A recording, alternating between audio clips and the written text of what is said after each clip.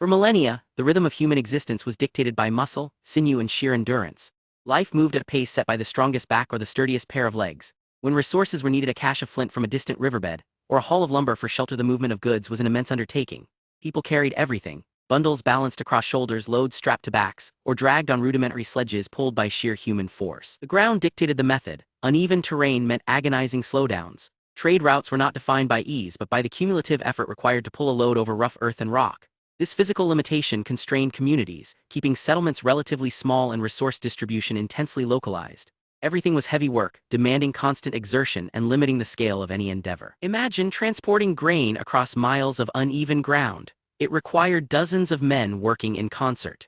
This reliance on brute force meant that only the most vital goods could be moved far, severely limiting both economic growth and the size of any expanding civilization. The fundamental constraints of human muscle power shaped early life for millennia, but necessity is a powerful catalyst, prompting us to rethink basic mechanics. The concept of rolling motion, the wheel, is one of humanity's most profound breakthroughs, yet its true origins are shrouded in archaeological debate. We cannot pinpoint a single moment or location for the first wheeled device. Instead, we see an emergence of rolling technology across multiple cultures and time periods. Early evidence suggests that wheel may have been a broader concept than modern transportation. It might initially manifest as the potter's wheel, revolutionizing craft production by allowing ceramics to be shaped with unprecedented speed and symmetry. Alternatively, simple sledges or carts designed for hauling heavy loads over smooth ground could represent an earlier application of rolling principles. The initial use was likely tied not to grand journeys, but to improving efficiency in localized tasks, a crucial step toward fundamentally altering the rhythm of daily life. In Mesopotamia, for instance, early axle traces suggest traction was vital. Whether used for simple agricultural implements or ceremonial parade wagons remains debated. What is clear is that this mechanical principle laid the groundwork for civilization's subsequent expansion. The shift from localized efficiency to widespread commerce marked the wheel's true economic power.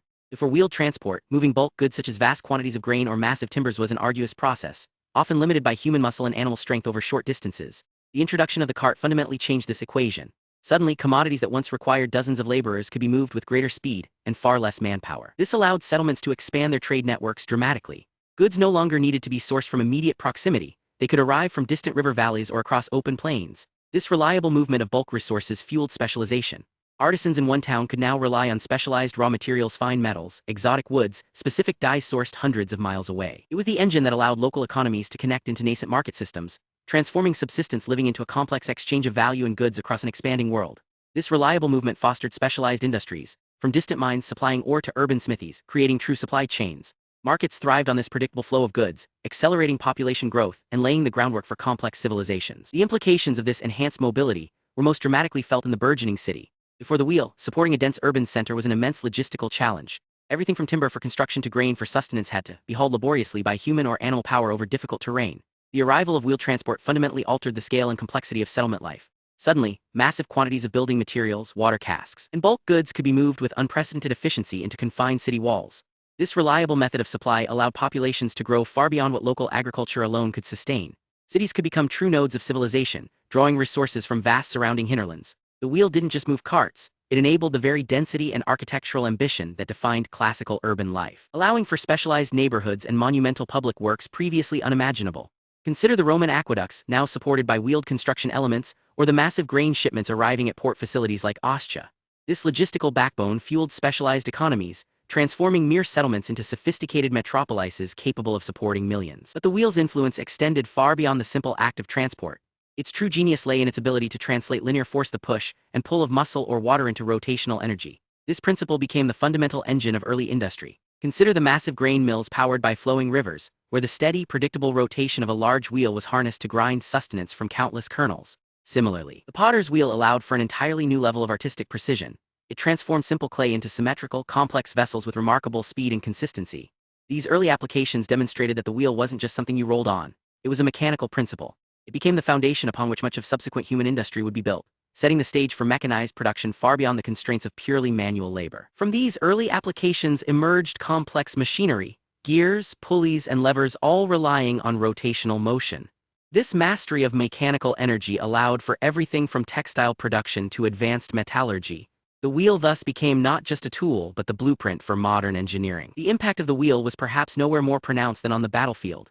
Before its advent, military movements were dictated by the speed and endurance of foot soldiers or pack animals, severely limiting operational range. The introduction of wheeled vehicles fundamentally altered the calculus of conflict. Imagine the sudden appearance of a chariot, not merely transportation but a platform for rapid assault. Capable of delivering shock power over distances previously unimaginable, these early war machines gave their owners a decisive edge in any engagement. Beyond the battlefield, the wheel revolutionized logistics. Supply wagons could haul resources, grain, weaponry, siege materials to armies far from established supply lines.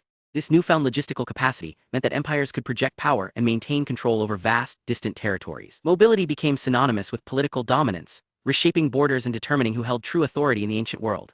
From chariots to heavy siege engines, wheel technology allowed armies to concentrate force rapidly. This strategic mobility meant that victory was no longer solely dependent on manpower, but on engineering and logistical superiority, fundamentally altering the nature of conquest itself. The initial success of the wheel, however, presented its own set of limitations.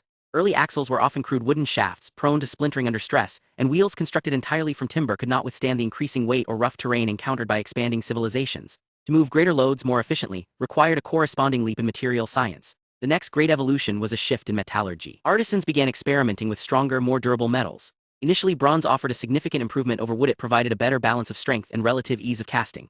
But as demand for heavier transport grew, the superior tensile strength and hardness of iron became indispensable.